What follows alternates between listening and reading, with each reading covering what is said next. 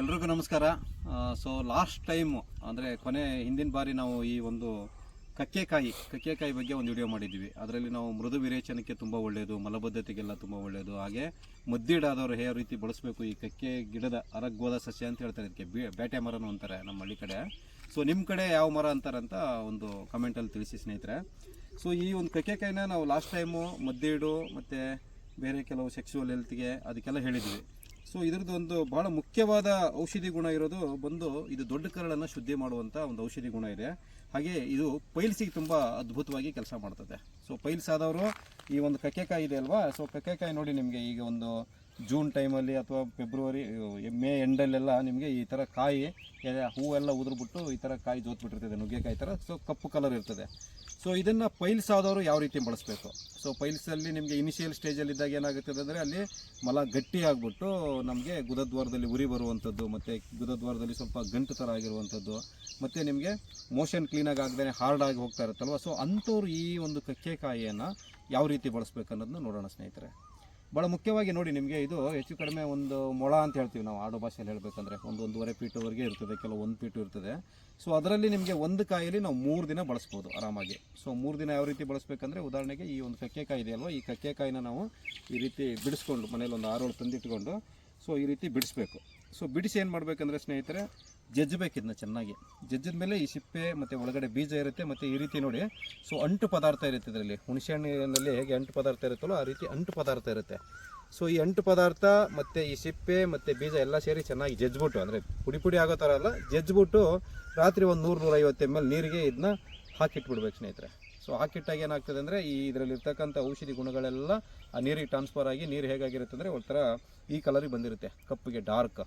So ಆವಾಗ ಇನ್ನೊಂದ್ಸಲ ಕ್ಯೂಚ್ಬಿಟ್ಟು ಒಂದು ನಾವು ಟೀ ಎಲ್ಲ ಸೋಸ್ತೀವಲ್ವ ಆ ರೀತಿ ಸೋಸ್ಕೊಂಡು ಬೆಳಿಗ್ಗೆ ಎದ್ದ ತಕ್ಷಣ, ಅಂದರೆ ಎದ್ದು ನೀವು ನೀರೆಲ್ಲ ಕುಡಿದು ಒಂದು ಅರ್ಧ ಗಂಟೆ ಆದಮೇಲೆ ಇದನ್ನು ಒಂದು 100-150 ml ನೀರಿಗೆ ಏನು ಹಾಕಿಟ್ಟಿರ್ತೀವಲ್ವ ಒಂದಿಷ್ಟು ಪ್ರಮಾಣದ್ದು, ಸೊ ಅದನ್ನು ಕುಡಿದು ಬಿಡಬೇಕು. ಸೊ ಕುಡಿದು ಸುಮಾರು ಒಂದು ಅರ್ಧ-ಮುಕ್ಕಾಲು ಗಂಟೆ ಏನು ಯೂಸ್ ಮಾಡಬಾರ್ದು, ಅಂದರೆ ತಿನ್ನೋದಾಗಲಿ ಆ ಥರದ್ದು ಕಾಫಿ ಟೀ ಆ ಥರದ್ದು ಏನು ಮಾಡಬಾರ್ದು. ಸೊ ಒಂದು ಅರ್ಧ-ಮುಕ್ಕಾಲು ಗಂಟೆ ಆದಮೇಲೆ ಮೇಲ್ಗಡೆ ಉಗುರು ಬೆಚ್ಚಗಿರೋ ನೀರು ಕುಡಿಬೇಕು.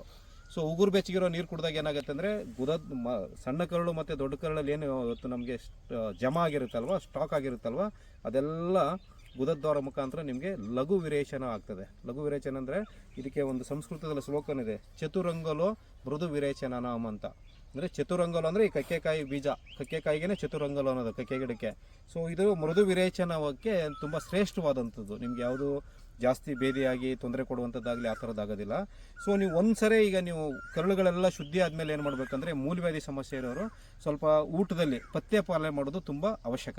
ಸೊ ನಮ್ಮ ಆಯುರ್ವೇದದಲ್ಲಿ ಅಪತ್ಯನ 3 ಹೇಳಿದ್ದಾರೆ. ಅಪತ್ಯ ಅಂತಂದರೆ ಏನು ಮಾಡಬಾರ್ದು ಮೂಲವ್ಯಾಧಿ ಇದ್ದವರು ಅಂದರೆ, ಭಾಳ ಮುಖ್ಯವಾಗಿ ಕುದುರೆ ಸವಾರಿ ಮಾಡಬಾರ್ದು ಅಂತ ಹೇಳ್ತದೆ. ಹಳೆ ಕಾಲದಲ್ಲಿ ಅದೇ ತಾನೇ ಇದ್ದಿದ್ದು. ಸೊ ಕುದುರೆ ಸವಾರಿ ಮಾಡಬಾರ್ದು ಅಂದರೆ, ಈಗ ನಮಗೆ ಬೈಕ್ಗಳಿದಾವಲ್ಲ, ಆ ಕಡೆಯಿಂದ ಈ ಕಡೆಯಿಂದ ಕಾಲು ಹಾಕೊಂಡು ಕೂತ್ಕೊಂತೀವಲ್ಲ, ಆ ಥರದ್ದು ಬೈಕ್ ಸವಾರಿ ಅದೆಲ್ಲ ಮಾಡಬಾರ್ದು. ಸೊ ಅದೇ ಥರ ನಿಮಗೆ ಮಾಂಸಾಹಾರ ಸೇವನೆ ವ್ಯರ್ಜ ಅಂತ ಹೇಳಿದೆ. ಅಂದರೆ ಗಟ್ಟಿ ಪದಾರ್ಥ ಅಲ್ವ, ಮಾಂಸ ಜೀರ್ಣಕ್ರಿಯೆ ತುಂಬ ಕಷ್ಟ ಆಗ್ತದಲ್ವ, ಅದಕ್ಕೆ ಮಾಂಸಾಹಾರ ಸೇವನೆ ಮಾಡಬಾರ್ದು. ಆಮೇಲೆ ಯಾರು ವಿವಾಹವಾಗಿರ್ತಾರೆ ಅವರು ದೈಹಿಕ ಸಂಪರ್ಕವನ್ನು ಮಾಡಬಾರ್ದು ಅಂತ ಹೇಳ್ತಾರೆ. ಸೊ ಈ 3 ಇಂಪಾರ್ಟೆಂಟ್ ಪಥ್ಯ ಜೊತೆಗೆ ಸ್ವಲ್ಪ ಹೊರಗಡೆ ಪದಾರ್ಥಗಳನ್ನು, ಆಮೇಲೆ ಗಟ್ಟಿ ಪದಾರ್ಥಗಳನ್ನು ತಿಂದೇನೆ ಸುಲಭವಾಗಿ ಜೀರ್ಣವಾಗಿ ಸುಲಭವಾಗಿ ಮಲ ವಿಸರ್ಜನೆ ಆಗ್ತಕ್ಕಂಥ ಮಜ್ಜಿಗೆ ಆಗಿರ್ಬೋದು, ಸೌತೆಕಾಯಿ, ಬೀಟ್ರೂಟು, ಮೂಲಂಗಿ, ಸುವರ್ಣಗಡ್ಡೆ ಪಲ್ಯ, ಆಮೇಲೆ ಗಣಿಕೆ ಸೊಪ್ಪಿನ ಪಲ್ಯ, ಮತ್ತು ಅಡುಗೆಗೆ ಸ್ವಲ್ಪ ಬ್ಲ್ಯಾಕ್ ಸಾಲ್ಟ್ ಅಂತ ಸಿಗುತ್ತೆ ನಮಗೆ, ಕಪ್ಪುಪ್ಪು ಅಂತ, ಉಪ್ಪು ಹಾಕಿ ಅಡುಗೆ ಮಾಡುವಂಥದ್ದು, ಹುಳಿ ಕಡಿಮೆ, ಆಮೇಲೆ ಶುದ್ಧವಾದ ಗಾಣದ ಎಣ್ಣೆ ಬಳಸುವಂಥದ್ದು, ಯಥೇಚ್ಛವಾಗಿ ತುಪ್ಪ ಮತ್ತು ಮಜ್ಜಿಗೆ ಬಳಸುವಂಥದ್ದು ಆಹಾರದಲ್ಲಿ. ಈ ಥರ ಸೊಪ್ಪು ತರಕಾರಿಗಳನ್ನು ನಾವು ಬಳಸ್ತಾ ಬಂದರೆ ಏನಾಗ್ತದೆ, ಪ್ರಾರಂಭಿಕ ಹಂತದಲ್ಲಿರ್ತಕ್ಕಂಥ ಮೂಲವ್ಯಾಧಿ ಖಂಡಿತವಾಗ್ಲೂ ಗುಣ ಆಗ್ತದೆ. ಯಾಕಂದರೆ ಇದು ದೊಡ್ಡ ಕರಳಲ್ಲಿ ಏನು ನಮಗೆ ಸ್ಟಾಕ್ ಆಗಿರುತ್ತಲ್ವ, ಜಮಾ ಆಗಿರ್ತಕ್ಕಂಥ ಅಂಟು ಮಲ ಕಟ್ಕೊಂಡಿರ್ತದಲ್ಲ, ಅದೆಲ್ಲ ಆಚೆ ಹೋದ್ಮೇಲೆ ಅಲ್ಲಿ ನಿಮಗೆ ಫ್ರೀ ಆಗಿಬಿಡ್ತದೆ ದೊಡ್ಡ ಕರಳು. ಸೊ ಆವಾಗ ಸುಲಭವಾಗಿ ಜೀರ್ಣ ಆಗ್ತಕ್ಕಂಥ ಆಹಾರಗಳನ್ನು ನಾವು ಸೇವನೆ ಮಾಡ್ತಾ ಹೋದಾಗ ಏನಾಗುತ್ತೆ, ಆ ದೊಡ್ಡ ಕರಳು ತನ್ನಷ್ಟಕ್ಕೆ ತಾನೇ ರಿಪೇರಿ ಮಾಡ್ಕೊಳ್ತದೆ. ಸೊ ಹಾಗಾಗಿ ಸ್ನೇಹಿತರೆ, ಈ ಒಂದು ಕಕ್ಕೆಕಾಯಿಯನ್ನು ಬಳಸ್ಕೊಂಡು ತಾವು ತಮ್ಮ ಇನಿಷಿಯಲ್ ಸ್ಟೇಜಲ್ಲಿ ಅಥವಾ ಸ್ವಲ್ಪ ಉಲ್ಬಣ ಆದರೂ ಪರವಾಗಿಲ್ಲ, ನೀವು ತಾಳ್ಮೆಯಿಂದ ಮಾಡ್ಕೊತೀನಿ ಅಂದರೆ ಸುಮಾರು ಒಂದು 10-15 ದಿನದಲ್ಲಿ ಆ ಕಾಯಿಲೆಯಿಂದ ಆಚೆ ಬರ್ಬೋದು ಸ್ನೇಹಿತರೆ. ಸೊ ಕೆಲವ್ರಿಗೆ ಏನಾಗಿರುತ್ತೆ ಅಂದರೆ, ಈಗ ಪಿಸ್ತೂಲ ಅಂತ ಆಗಿರುತ್ತೆ, ಸ್ವಲ್ಪ ಗುದದ್ವಾರದ ಪಕ್ಕ ಗಂಟು ಬಂದಿರುತ್ತೆ, ಅವರಾಗಿರ್ಬೋದು. ಅಥವಾ ಈಗ ಕೆಲವರಿಗೆ ಇದನ್ನೆಲ್ಲ ಮಾಡಿದ್ರೂ ಕೂಡ ತುಂಬ ಉರಿ ಇರೋದು, ಮತ್ತು ಸ್ವಲ್ಪ ಕೆಲವರಿಗೆ ಈ ಪಸ್ತರ ಹೋಗುವಂಥದ್ದು, ಕೆಲವರಿಗೆ ಗಂಟು ಇರ್ತಕ್ಕಂಥದ್ದು ಇರ್ತದಲ್ವ, ಅಂಥವರು ಈ ಕೆಳಗಡೆ ಬರ್ತಕ್ಕಂಥ ನಂಬರ್ಗೆ ನೀವು ಕರೆ ಮಾಡಿದ್ರೆ ಆ ಒಂದು ಮೂಲವ್ಯಾಧಿ ಅಂದರೆ ಗುದಗತ ಸಮಸ್ಯೆಗಳಿಗೆ ಏನು ಔಷಧಿಗಳಿದೆಯಲ್ವ, ಅಂದರೆ ನಾವು ಈ ಥರದ್ದು ಕಕ್ಕೆಕಾಯಿ ಜೊತೆಗೆ ನಾವು ಬೇರೆ ಬೇರೆ ಕೆಲವು ವನಸ್ಪತಿಗಳನ್ನು ಅಂದರೆ ಈಗ ಪ್ರಕೃತಿಯಲ್ಲಿ ಸಿಗ್ತಕ್ಕಂಥ ನ್ಯಾಚುರಲ್ ಇಂಗ್ರೀಡಿಯೆಂಟ್ಸ್ ಹಾಕಿ ನಿಮಗೆ ಕೆಲವು ಚೂರ್ಣಗಳು ಮತ್ತು ಮಾತ್ರೆಗಳೆಲ್ಲ ಮಾಡಿರ್ತೇವೆ. ಮತ್ತು ಹಚ್ಕೊಳ್ಳೋಕ್ಕೆ ನಿಮಗೆ ಆಯಿಂಟ್ಮೆಂಟ್ ಎಲ್ಲ ಇರ್ತದೆ, ಅಥವಾ ನಾವೇ ನಿಮಗೆ ಯಾವ್ದಾದ್ರು ಒಂದು ಹೋಮ್ ರೆಮಿಡಿಗಳನ್ನು ಹೇಳ್ಕೊಡ್ತೇವೆ.